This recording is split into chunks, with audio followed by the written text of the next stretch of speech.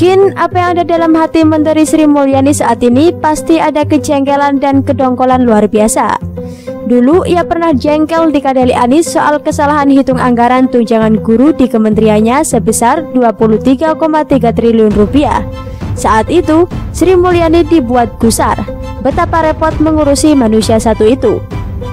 Hal yang sama terulang lagi. Sri Mulyani ketemu lagi dengan Anies, ya, Gubernur DKI Jakarta. Sosok yang dulunya tidak bisa kerja, tidak bisa ngurus anggaran, kini berjumpa lagi. Waduh, pasti Menteri Keuangan itu jengkel setengah mati saat ini. Mungkin lagi sama Anies yang terang-terangan tipu Menteri Jokowi saat negara dan masyarakat lagi susah dihantam COVID-19.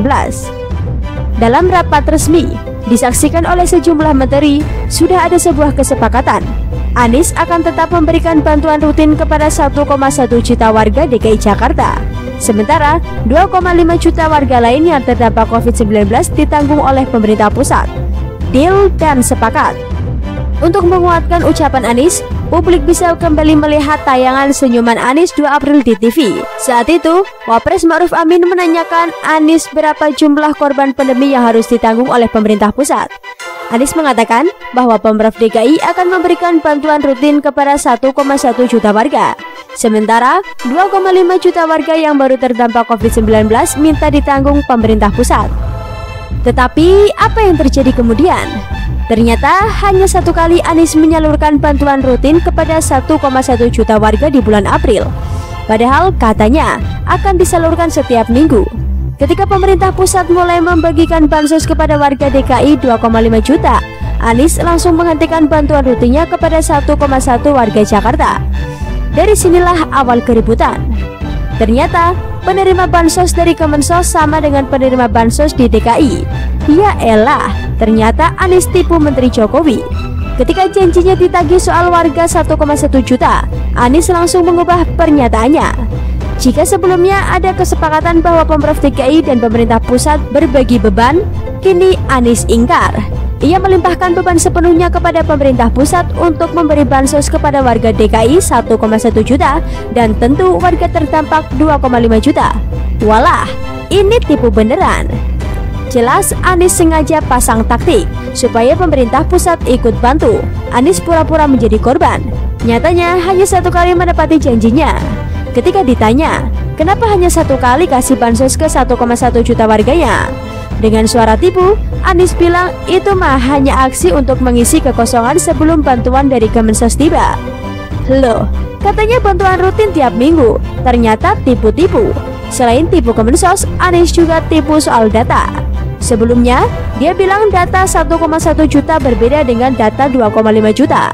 Kini dengan pernyataan mengisi kekosongan tersebut, sebelum bantuan dari Kemensos tiba, Anies membenarkan kesamaan data kedua kelompok penerima bansos itu. Tipuan Anies itu membuat Sri Mulyani jengkel. Ternyata ada informasi yang dia peroleh dari Menteri Muhajir. Anies mengatakan bahwa Pemprov DKI tidak punya dana untuk pencairan bansos tahap kedua. Anies bermaksud agar bansos untuk warga 1,1 juta dipindahkan ke pundak pemerintah pusat.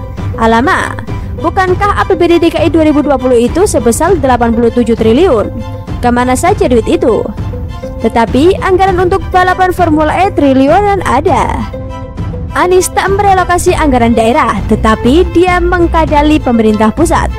Hati Sri Mulyani semakin jengkel ketika pada 7 Mei 2020 Anies mengaku bahwa Pemprov DKI telah menyediakan anggaran dalam bentuk belanja tidak terduga atau BTT sebesar 5 triliun untuk penanganan COVID-19. Kuat dugaan, klaim anggaran ini hanya di atas kertas, mimpi. Dari mana asal anggarannya?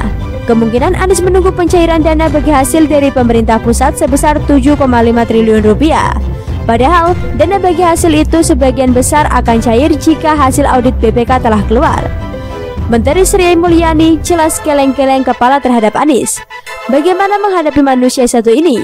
Untuk melampiaskan jengkelnya, Sri Mulyani berteriak lantang ke seluruh penjuru Nusantara.